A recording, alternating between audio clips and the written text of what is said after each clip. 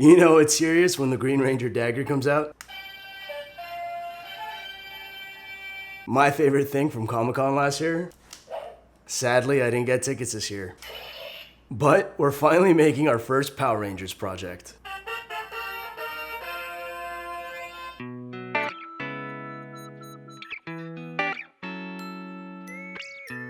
Hey guys, Ray Pahar from Get Crafty Crafty. And today I'm gonna show you guys how to make this 90s Power Rangers themed cake pop. If you checked out our last cake pop tutorial, the eyeball cake pops, this is gonna be a little bit more advanced since I'm gonna show you guys how to put a special little 90s treat inside this cake pop. Let's go ahead and get started with today's project. The items that you'll need for today's project include cake pop sticks, frosting. Today we're using a cream cheese frosting, a pan of cake. Today I'm using the Betty Crocker white cake mix, wax paper or parchment paper, a large mixing bowl, candy melts. Today we're using the colors from the original Power Rangers, white chocolate candy melts, a baking tray, an optional item, a foam core block that will help you hold up your cake pops, and our special ingredient, Pop Rocks. Since we are working with our hands today, make sure you thoroughly wash your hands with soap and water before you start working with the cake. For this project, you can use any type of cake that you want. I went ahead and baked and cooled our Betty Crocker white cake. Take your cake and you're going to carefully start to crumb it inside your large bowl. You want to make sure that the crumbs are small and evenly sized. You can even crumb the outside crust part of your cake. You just want to make sure that all of the larger pieces are broken down into small crumbs. If you have a food processor, you can use that to crumb your cake. Once you've crumbed your cake, you're going to add about 1/4 cup of your frosting into your cake crumbs. This is going to add moisture into your cake and hold it all together. Don't add more than 1/4 cup of frosting since you don't want this to be too moist. If you make it too moist, your Pop Rocks are actually going to pop in the cake pop. Once your cake and your frosting have mixed together, you're going to take your batter and you're going to roll them into about 1-inch rounds.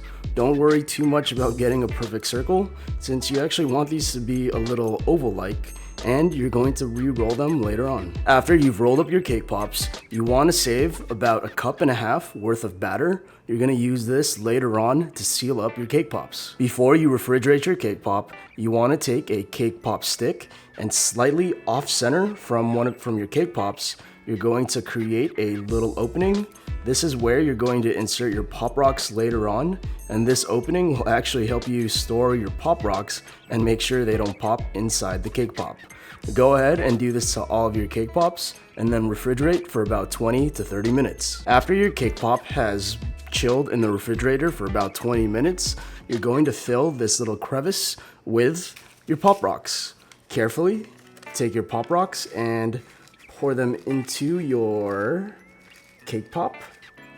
And don't worry because some of them are actually going to start popping. Once you filled your cake pop up with enough Pop Rocks, you're going to take your leftover batter and you're just going to use it to seal up your cake pop. Just use the batter to seal it up and gently smoothen it out over your cake ball. You don't want to push it in because you want to make sure that the Pop Rocks stay intact. Go ahead and do this to all of your cake pops. Once you've sealed up your cake pops, you're going to take your cake pop sticks and dip them in a light amount of white chocolate and then stick them into your cake balls. You want to make sure that you avoid dipping them right into the area that you just sealed up so that your Pop Rocks stay intact. Once you finish applying all of your cake pop sticks into your cake pops, refrigerate these for 10 to 15 minutes to let them harden before you move on to the next step. While your cake pops are chilling in the refrigerator, you're going to melt your chocolate candy melts at 30-second intervals until they are liquidy. Take your cake pops and then dip them into the chocolate candy. Make sure it's completely covered and shake off any excess chocolate. Refrigerate these after to let them harden. After you've covered your cake pop in the chocolate colored candy melt, you can use your white or your black candy melts to either draw the original costume of the Power Rangers or try to draw on one of their helmets. When you're working with candy melts, it tends to get a little goopy. To draw the original costume, all you have to do is draw the diamond and then 2 half diamonds or triangles on each side. Draw it out and then fill it up with your white chocolate candy melts. After you finish decorating your cake pops and you notice you still have a lot of leftover candy melts, what you can do is take the leftover candy melts, let it dry on some wax paper, and then once it has dried, you can peel it off and then actually save this for future use. Depending on how much time you actually want to spend on designing your cake pop, you could either stick to just making the simple front of their costume, or you could actually try to make the helmets.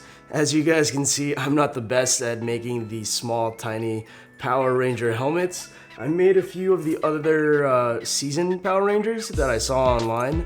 There's so many seasons now, it's kind of hard to keep up, but really, depending on how much time you want to spend on it, depends on what kind of helmet or design you're gonna make. If you guys actually make this project, make sure you share it with me either on my Facebook, Instagram, or Twitter using the Get Crafty Crafty hashtag. And if you make this cake pop, I would really love to see how well you guys designed it. If you guys can one up my Power Rangers helmet, I'd be more than happy to give you guys a shout out. Thanks again for watching. Make sure you check out our last two videos, the Galaxy Marble and our Paper Heart. And yeah, come back next time and hopefully you guys had fun making this project. Take care.